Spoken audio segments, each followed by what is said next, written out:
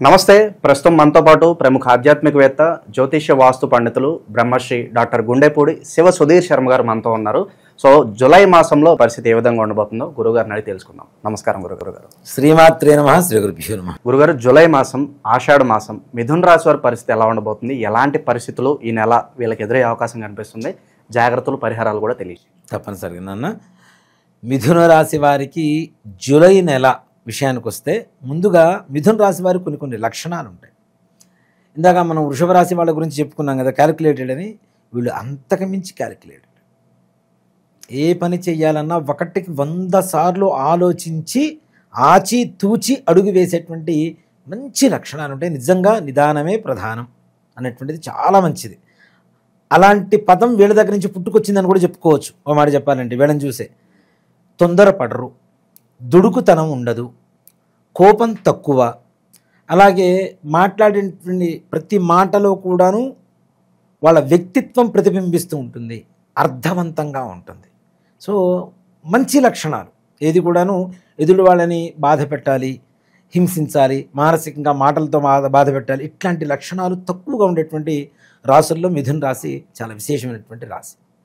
అలాగే మిథున రాశి వారి విషయానికి వస్తే జూలై నెలలో వీరికి మొదటి వారం అంతా కూడాను కొంచెం కష్టతరంగా ఉంటుంది నాన్న. అనుకూలంగా ఉండదు, ఏ పని చేసినా అంత ప్రతికూలత. అరే ఇన్ని రోజుల నుంచి బాగుంది కదా, ఇప్పుడు ఎందుకు మనం ఇలా అవుతున్నాము అనేటువంటి ఒక చిన్న మెంటల్ డిప్రెషన్ ఎక్కువగా ఉండేటువంటి అవకాశాలు ఉన్నాయి. దయచేసి మానసికంగా ధైర్యాన్ని కోల్పోవద్దు. ముఖ్యంగా ధైర్యంగా ఉండే ధైర్యే సాహసే లక్ష్మి అని చెప్పి శాస్త్రమే చెబుతుంది. రాబోయేటువంటి ఇంకో వారంలోకి అడుగు పెడితే బాగుంటుంది అనేటువంటి ఒక ధైర్యాన్ని, ఒక సత్యాన్ని మీ మనస్సులో, మీ మైండ్లో నింపుకోండి. ముందుకు అడుగు వేయండి, బాగుంటుంది. ఎప్పుడు అమావాస్య ఉండదు, ఎప్పుడు పౌర్ణమే ఉండదు. చీకటి వెలుగు రెండు సర్వసాధారణమైనటువంటి విషయాలు అందరికీ కూడా. అలాగే 2వ వారం నుంచి చాలా విశేషంగా ఉంటుంది. ఆర్థికంగా ఎక్కడ లోటు ఉండదు నాన్న. కానీ కొంతమంది వ్యక్తుల పరిచయాల వల్ల ఎక్కువగా నష్టపోయేటువంటి అవకాశాలు ఎక్కువ కనపడుతున్నాయి. వీళ్ళలో ముఖ్యంగా కొంచెం హైట్ తక్కువ, ఎర్రగా ఉండేటువంటి వ్యక్తుల వల్ల ఆర్థికపరమైనటువంటి నష్టం వాటిల్లేటువంటి అవకాశం ఉంటుంది. వీళ్ళని కొంచెం టెంప్ట్ చేస్తారు. టెంప్ట్ చేయడం ద్వారా వీళ్ళు డబ్బులు ఇవ్వటం, ఎక్కడో ఏదో ఉంది, ఏదో అయిపోతుంది. వాళ్ళు ఎగ్గొట్టి వెళ్ళిపోవటం, అసలు వాళ్ళ అడ్రస్సే లేకుండా వెళ్ళిపోవటం, ఇట్లాంటివి జరిగేటువంటి అవకాశాలు ఉన్నాయి. కొంచెం జాగ్రత్త. అలాగే స్త్రీల వల్ల పురుషులకి, పురుషుల వల్ల స్త్రీలకు కూడా కొంచెం నష్టం వాటిల్లేటువంటి అవకాశం ఉంది. అది కూడా ముఖ్యంగా పరువు నష్టం జరిగేటువంటి పరిస్థితులు ఉన్నాయి. కాబట్టి అలాంటి స్నేహాలు ఏమైనా ఉన్నా కూడాను దూరంగా ఉండడం అనేటువంటిది సూచించదగినటువంటి విషయం. అలాగే ఈ మిథున రాశిలో ఉండేటువంటి వాళ్ళకి రాజకీయపరమైనటువంటి పరిస్థితి చాలా గొప్పగా ఉండబోతుంది, 100%. అలాగే ఏమీ పనులు చేతగానటువంటి వాళ్ళు కూడా రాజ్యమేనటువంటి రోజులు ఈ రోజులు మిథున రాశి వాళ్ళకి జూలై నెలలో కనబడుతున్నాయి. అంటే ఒక్కసారిగా వాళ్ళకి ఏదో ఒక అవకాశం రావడం, లక్, అది 2వ వారం నుంచి స్టార్ట్ అవుతుంది. ఆ లక్ కలిసి రావడం అనేటువంటిది స్టార్ట్ అవుతుంది. కాబట్టి లక్ ఒకసారే నాట్ చేస్తుంది డోరు. మీరు అప్పుడు లాక్ చేసుకున్నారనుకోండి, ఎప్పటికీ రాదు. అదే అంటూ ఉంటారు కదా, అలా అవకాశం వచ్చినప్పుడు 2 చేతులతో కాదు 2 కాళ్ళతో కూడా పట్టుకోవాలి, చేసుకోవాలి, అంతే కదా. సో దానివల్ల మంచి యోగం ఉండబోతుంది. కాబట్టి జాగ్రత్త పడండి, మంచి యోగం కలగబోతుంది. అలాగే వీళ్ళకి ఏదైతే అనారోగ్య సమస్య ఉందో అది కొంచెం బాధ పెట్టేటువంటి అవకాశాలు ఉన్నాయి. ఇంట్లో పెద్దలవి కావచ్చు, ఈ రాశి వాళ్ళకి కావచ్చు, కొంచెం అనారోగ్యపరంగా డబ్బును ఎక్కువగా ఖర్చు పెట్టాల్సినటువంటి పరిస్థితి రాబోతుంది. ముఖ్యంగా బోన్స్కి సంబంధించి మన ఎముకలు ఉంటాయి కదా, వీటికి సంబంధించినటువంటి అనారోగ్య పరిస్థితి రాబోతుంది. కొంచెం జాగ్రత్త. ఈ మోకాళ్ళ నొప్పులని, బ్యాక్ బోన్ అని, ఈ చేతిలో ఉండేటువంటి ఇవి కావచ్చు, వీటి వల్ల కొంచెం జాగ్రత్త పడవలసినటువంటి పరిస్థితి ఎంతైనా కనపడుతుంది. తగిన జాగ్రత్తలు తీసుకోవాల్సిన పరిస్థితి. అంటే హెల్త్ ఏ చిన్నదాన్ని కూడాను నిర్లక్ష్యం చేయకుండా కొంచెం కేర్ తీసుకోండి తప్పనిసరిగా. నిరుద్యోగులు, వ్యాపారస్తుల పరిస్థితి?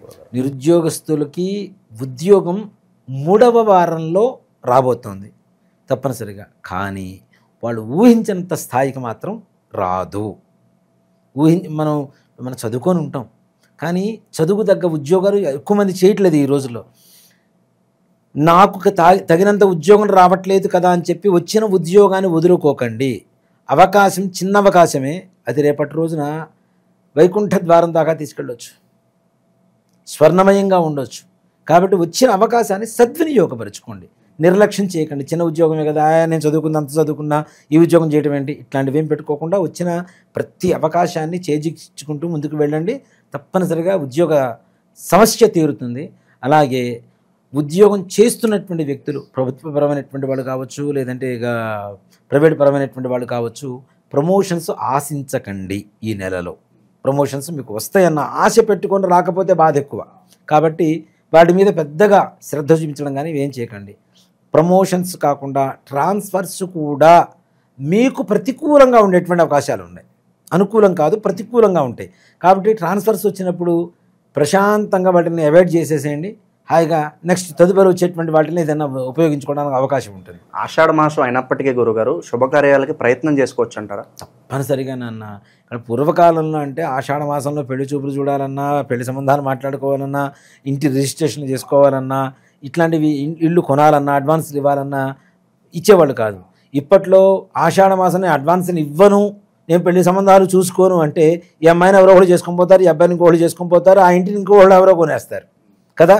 కొంచెం త్వరపడాల్సిన పరిస్థితులు ఇప్పుడున్న పరిస్థితి, అంతకుముందు ఉన్నటువంటి పరిస్థితులు కాదు కదా. అంతకుముందు ఇళ్ళు ఎక్కువ ఉండేది, జనాభా తక్కువ ఉండేవాడు. ఇప్పుడు జనాభా ఎక్కువయ్యారు, ఇళ్ళు తక్కువైనాయి. అట్లానే అమ్మాయిలు అబ్బాయిల విషయంలో కూడా, వివాహ సంబంధ విషయాల్లో కూడా కొంచెం అలాంటి పరిస్థితులు ఉన్నాయి. కాబట్టి అలాంటివి అవాయిడ్ చేసుకుంటూ వెళ్ళాలి అంటే ఉన్న వాటిల్లో మంచి రోజు చూసుకుంటూ తప్పనిసరిగా ఏదైనా బయట హోటల్స్లోనో టెంపుల్స్లోనో ఎక్కడన్నా కలిసి మాట్లాడుకొని ఉండడం అనేటువంటిది మంచిది.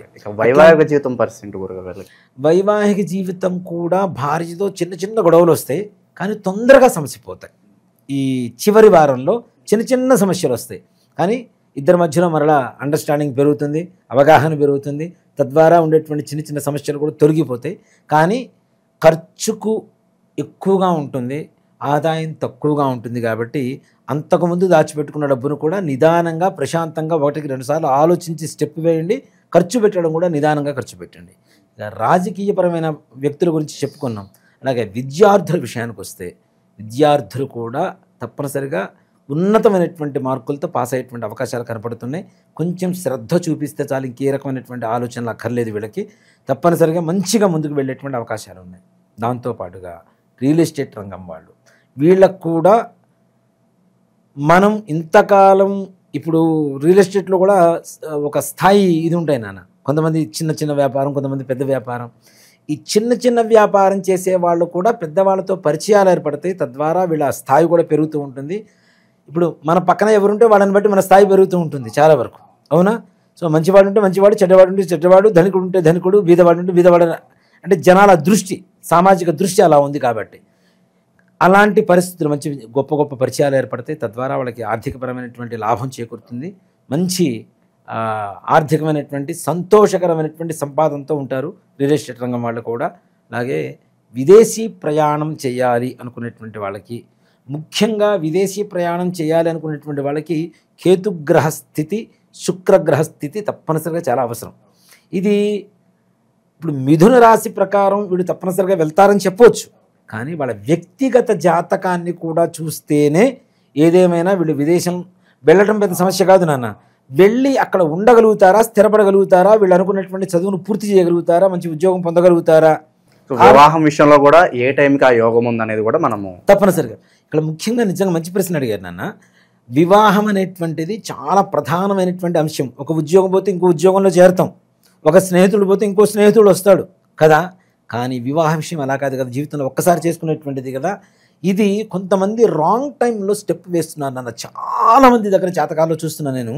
అసలు ఈ టైంలో ఇక్కడ మనకి ఎంతసేపటికి అమ్మాయికి అబ్బాయికి గ్రహస్థితి బాగుందా లేదా, కలుస్తుందా లేదా, గ్రహ సంపత్తి బాగుందా లేదా అని చూస్తున్నారు. కానీ అమ్మాయికి కానీ అబ్బాయికి కానీ కరెక్ట్ అయినటువంటి సమయంలో మనం వివాహం చేస్తున్నామా లేదా అనేటువంటిది ఎవ్వరు గమనించట్లేదు. అంటే కంపాటబిలిటీ ఏ టైంలో మ్యాచ్ అవుతుంది, కరెక్ట్ టైమా కాదా, మ్యాచ్ అవ్వటం ఒకటి.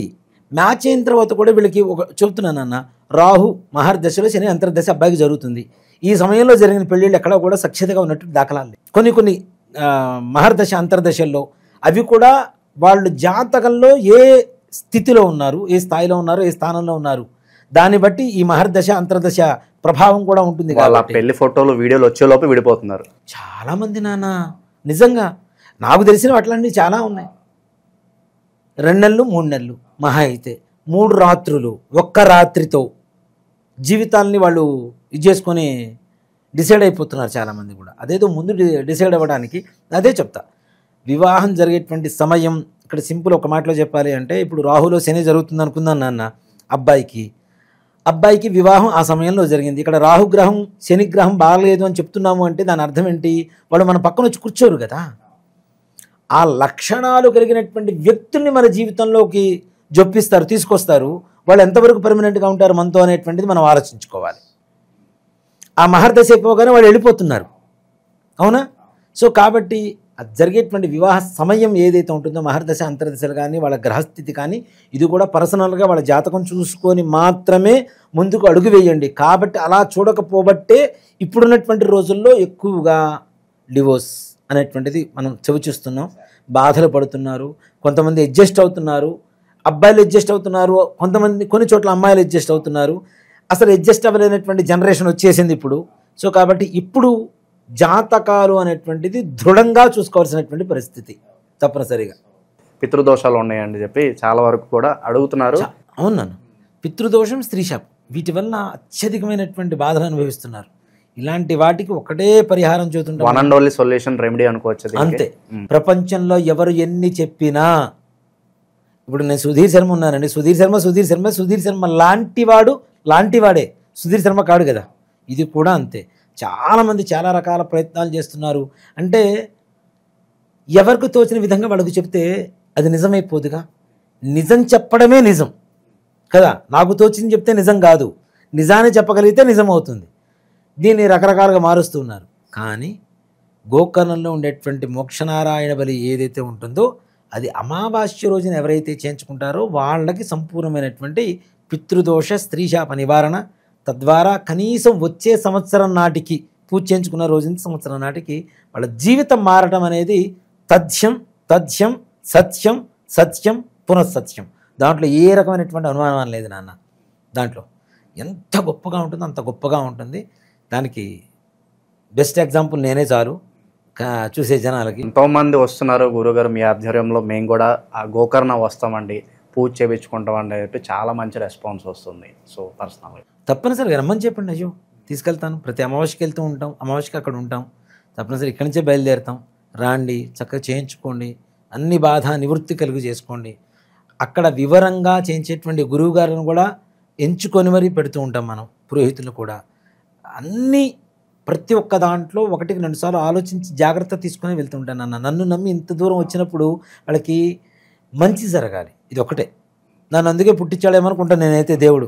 అంటే గోకర్ణానికి ఇంతమందిని తీసుకుని వెళ్ళి వీళ్ళ కర్మ నివృత్తి చేయరా అని చెప్పడం కోసమే భగవంతుడు నన్ను పుట్టించి ఈ స్థాయికి తీసుకొచ్చి ఇదే ప్రయాణాలు ఎక్కువగా చేసేట్లుగా చేస్తున్నాడేమో అని నేను భగవంతుడి అనుజ్ఞ అనుకొని స్వీకరిస్తూ ఉన్నాను. ఆ బాధ్యతలు తీసుకొని చేస్తూ ఉన్నాను. గ్రహస్థితి ఇలా ఉందా కాబట్టి ప్రజెంట్ ఎలాంటి పరిహారాలు, దైవారాధన వీళ్ళకి బాగా అత్యవసరం అంటారు గురు? ముఖ్యంగా నాన్న సుబ్రహ్మణ్యేశ్వర స్వామి వారి ఆరాధన చేయడం చాలా మంచిది వీళ్ళకి.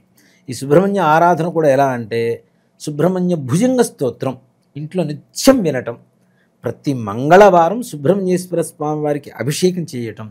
అలాగే ఇప్పుడు చిన్న చిన్న పిల్లలు ఉంటారు, అబ్బాయిలు, మనకు బంధువులు కావచ్చు, ఎవరైనా కావచ్చు, వాళ్ళకి ఎవ్వరైనా సరే ఒక మంగళవారం రోజున వస్త్రాలు కొనిపెట్టండి. దాని ద్వారా మీకు ఉండేటువంటి ఆర్థికపరమైనటువంటి, వ్యాపారపరమైనటువంటి, ఉద్యోగపరమైనటువంటి, వివాహపరమైనటువంటి ఈ దోషాలు కొంతవరకు పరిహారం జరిగితే ప్రశాంతంగా ఉండడానికి అవకాశం. ఓకే, ఓవరాల్గా జూలై మాసంలో మిథున రాశి వారి పరిస్థితి ఏ విధంగా ఉండబోతుందో మీ మాటల్లో అద్భుతంగా వివరించారు. ధన్యవాదాలు గురుగారు. శ్రీమాత్రే నమః. శ్రీ గురుభ్యో నమః.